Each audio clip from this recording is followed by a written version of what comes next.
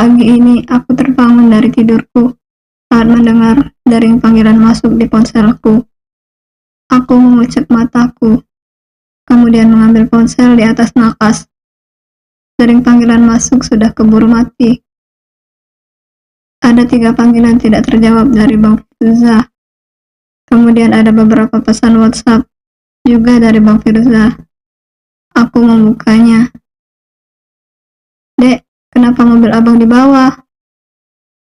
Apa gara-gara abang pakai untuk taksi online? Abang sudah nggak naksi lagi. Aplikasi sudah abang hapus. Aku membaca pesan dari Bang Firza. Kemudian masuk lagi pesan baru. Apa karena uang hasil kerja abang sebagai taksi online belum abang kasih ke adek yang 50%-nya? Jadi mobilnya adek ambil. Ini uangnya masih ada, dek. Fani masih menyimpan uang yang 50%. Abang mau kasihin ke adek, tapi abang nggak tahu adek di mana. Pulangin mobil abang ya, dek. Banyak sekali pesan masuk dari Abang Firza. Uangnya buat Fani semua saja, bang. Abang kemana-mana bisa pakai motor. Balasku. Setelah itu aku mematikan ponselku.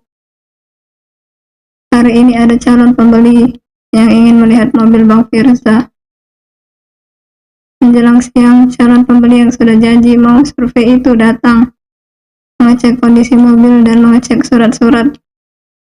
Tidak banyak bertanya, langsung dibayar lunas via transfer. Karena mobil Bang Firza masih sangat bagus dan mulus. Baru 2 tahun. Jarang dipakai juga. Kilometer masih sangat rendah. Tidak pernah pergi jauh-jauh. Hanya 2 minggu kemarin dipakai taksi online, tapi mungkin hanya di dalam kota saja. Aku mengecek internet bankingku. Uangnya sudah masuk utuh. Pembeli itu akhirnya pamit pulang membawa mobil Bang Firza serta surat-suratnya. Selamat jalan mobil Bang Firza, ucapku dalam hati. Bersyukur mobil sudah laku. Tabunganku sekarang sudah penuh sesak.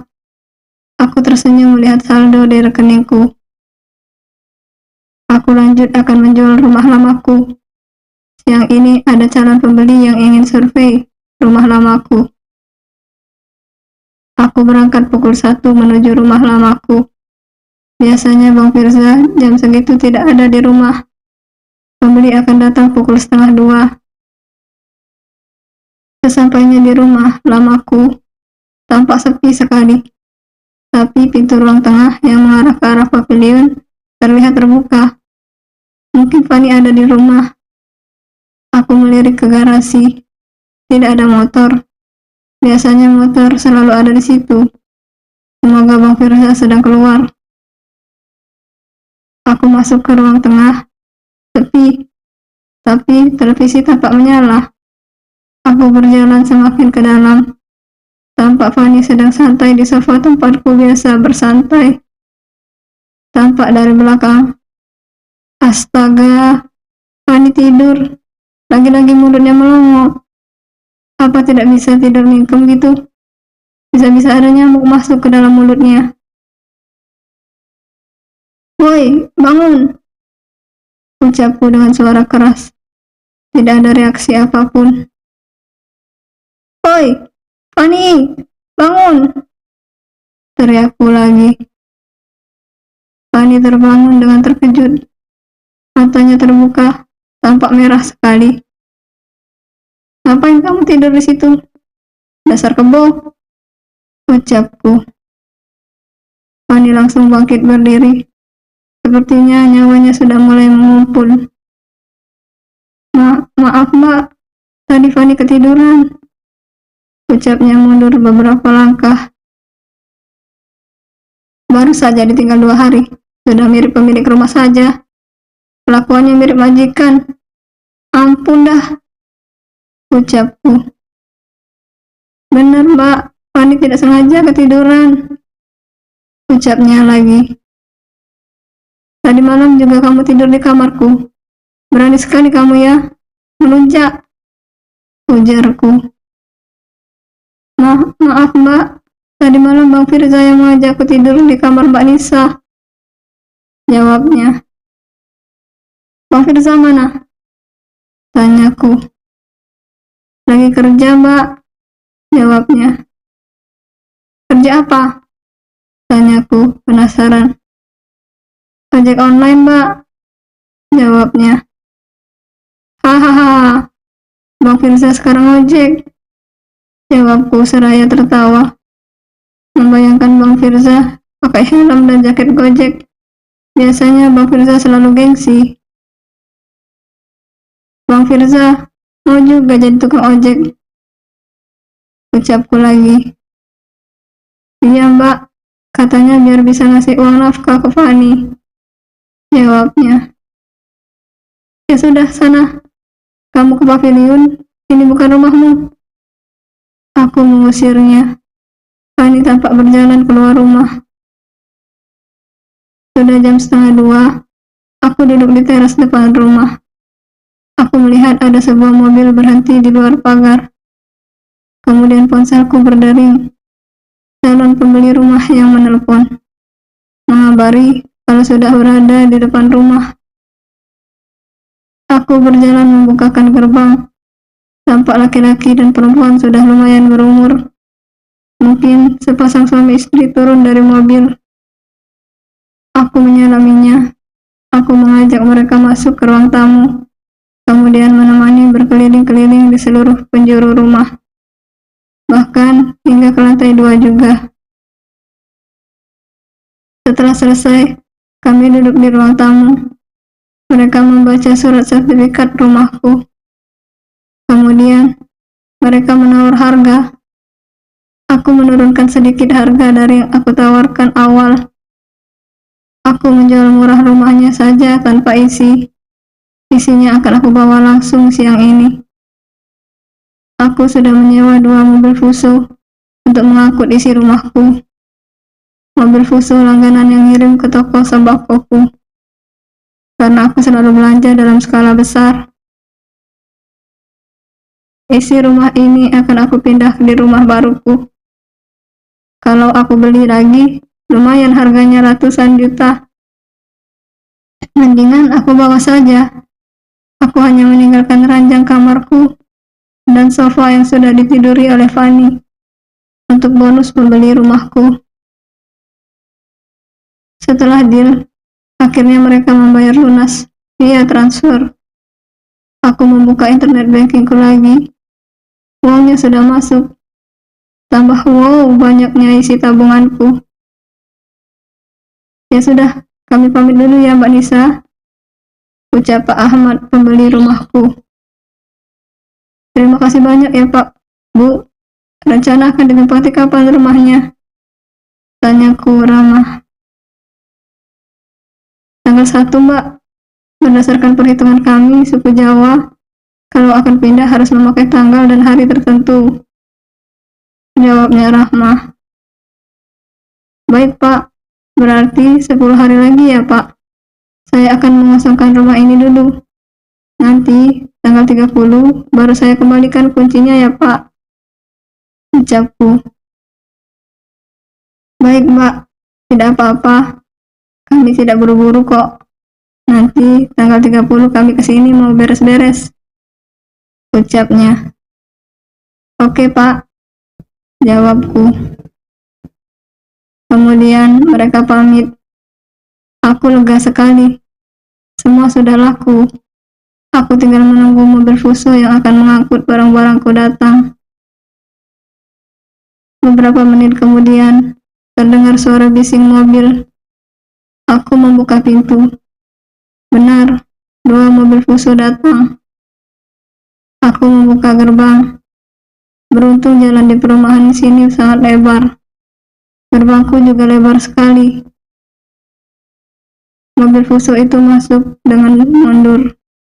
Kemudian beberapa orang yang sudah aku kenal turun.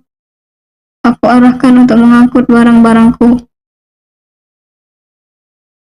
Aku duduk di teras memperhatikan mereka yang sedang menaikkan barang-barang ke atas mobil Fuso.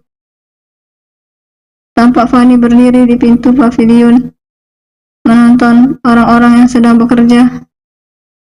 Entah apa yang dipikirkannya.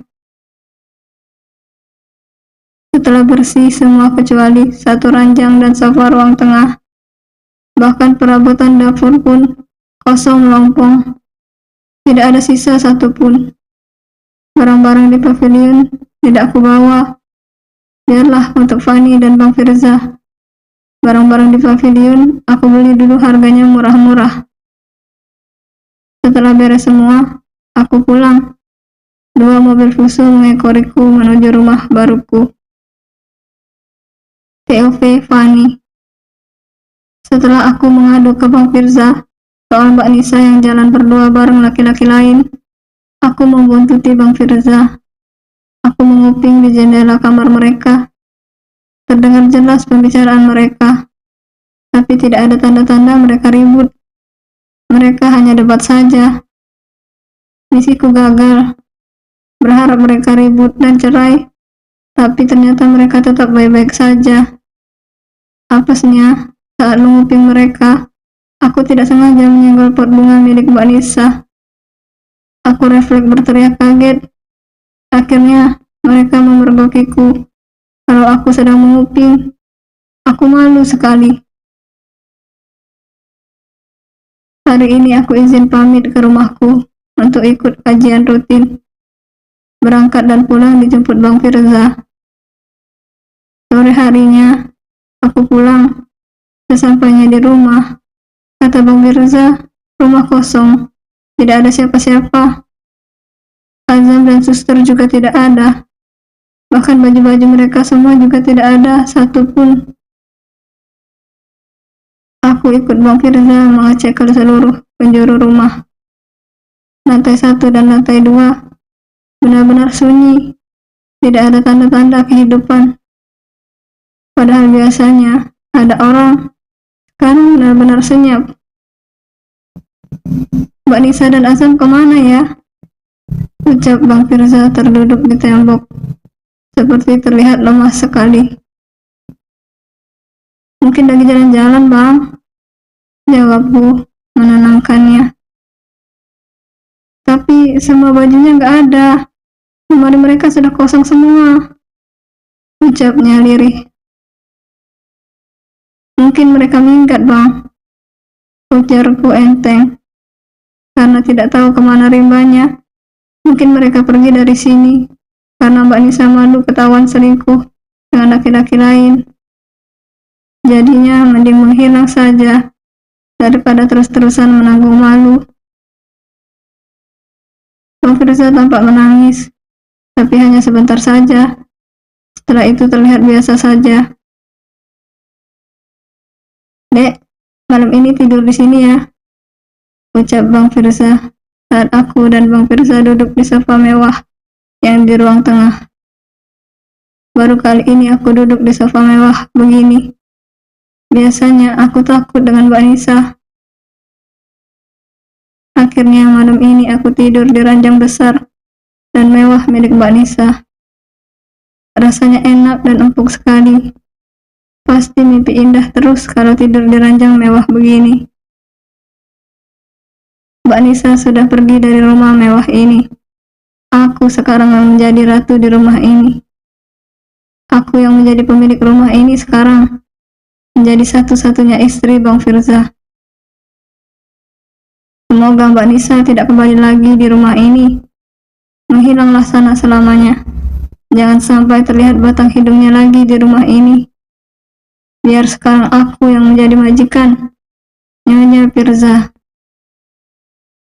Malam ini, aku merasa tidur di surga. Bang Firza tidur memelukku hingga pagi. Kata Bang Firza, tadi Bang Firza bertemu Mbak Nisa di toko. Mbak Nisa sedang sibuk. Ditanya tidur di mana, tidak mau menjawab. Mungkin tidur di tempat selingkuhannya. Biarlah. Semoga misiku untuk memiliki rumah seharga miliaran ini cepat berhasil. Kata Bang Firza, tadi ketiduran di toko. Jadi tidak tahu kalau Mbak Nisa sudah pulang. Entah pulang kemana. Malam ini, aku tidur di kamar Mbak Nisa lagi. Saat paginya, aku terbangun dari tidur karena mendengar Bang Firza mengomel. Bisa nih, tega sekali. Mobil dibawa segala, ucapnya sendu, seraya memencet ponselnya. Kenapa, Bang? Tanyaku saat aku sudah duduk di ranjang. Mbak Nisa tadi malam masuk ke rumah ini, mengambil kunci mobil, dan mobil abang dibawa, ucapnya sedih. Apa? Mobil abang diambil Mbak Nisa? Tanyaku terkejut. Impian untuk menjadi nyonya pupus sudah. Masa rumah mewah tapi tak punya mobil? Aduh, menyebalkan sekali. Ini namanya mimpi buruk. Iya, abang disuruh naik motor saja, ucapnya lesu. Mbak Nisa ditelepon gak diangkat-angkat, ucap Bang Firza lagi, mulai meneteskan air mata. Aku juga sedih sekali. Mbak Nisa tega sekali. Uang tidak dikasih, dimakan sendiri, mobil juga diambil. Semua dikuasai Mbak Nisa. Gimana sih Bang? Masa kita nggak punya mobil? Ucapku juga. Air mataku juga menetes di kedua pipiku. Sabar ya sayang. Besok abang cari Mbak Nisa dan minta mobilnya dikembalikan. Jangan nangis ya sayang. Ucap Bang Firza menghapus air mataku. Semoga Bang Firza menepati janjinya. Sesudah 2 hari, Mbak Nisa pergi. Aku merasa memiliki rumah ini seutuhnya. Bebas ke sana kemari. Bebas melakukan apa saja. Aku juga merasa ringan mengerjakan pekerjaan rumah tangga. Karena hanya menyapu, ngepel dan memasak sedikit. Serta beres-beres dapur saja. Kalau mencuci dan menyetrika, hanya bajuku dan baju Bang Firza saja. Ringan sekali. Aku duduk-duduk di ruang tamu dan di sofa. Mirip majikan. Bebas sekali. Tidak ada yang melarang. Oh, begini ya rasanya jadi orang kaya. Nikmat sekali. Bang Firza pamit mau kerja jadi ojek online. Biarlah, yang penting pulang bawa uang untukku. Mau kerja apa saja, yang penting menghasilkan. Siang harinya, aku dikejutkan oleh kedatangan Mbak Nisa yang tiba-tiba. Saat aku tidur di sofa, Mbak Nisa membangunkanku. Bagai mimpi buruk, aku melihat Mbak Nisa marah kepadaku karena tidur di sofa. Setelah marah-marah, Mbak Nisa menyuruhku ke pavilion. Entah Mbak Nisa ingin apa. Semoga Mbak Nisa cepat pergi. Menit kemudian, datang tamu seperti sepasang suami istri. Terlihat berkeliling rumah dan berbicara banyak ke Mbak Nisa. Mereka juga melihat-lihat depan pavilion. Semua tempat mereka lihat, tapi aku tidak mendengar jelas pembicaraan mereka. Akhirnya, tamu Mbak Nisa pulang. Mereka tampak tersenyum sumringah. Entah apa yang mereka bicarakan. Beberapa saat kemudian, aku dikejutkan dengan suara mobil Fuso memasuki pekarangan rumah. Ada 2 mobil. Tidak lama kemudian, beberapa laki-laki mengeluarkan semua barang-barang dari dalam rumah Mbak Nisa. 2 mobil Fuso itu tampak penuh sesak dengan perabotan-perabotan mewah milik Mbak Nisa. 2 mobil Fuso itu tampak penuh sesak dengan perabotan-perabotan mewah milik Mbak Nisa. Entah akan dibawa kemana. Setelah itu mereka langsung pulang. Setelah mereka pulang, aku langsung masuk ke dalam rumah Mbak Nisa yang sekarang tampak kosong. Hanya tersisa sofa yang aku tiduri tadi dan ranjang mewah di kamar Mbak Nisa. Biarlah, beruntung masih tersisa 2 barang mewah itu. Aku masih bisa tidur nyenyak dan masih bisa bersantai di ruang tengah. Nanti, barang-barang yang lain, aku minta belikan Bang Firza saja. Yang penting rumah ini utuh untukku dan Bang Firza. Bersambung.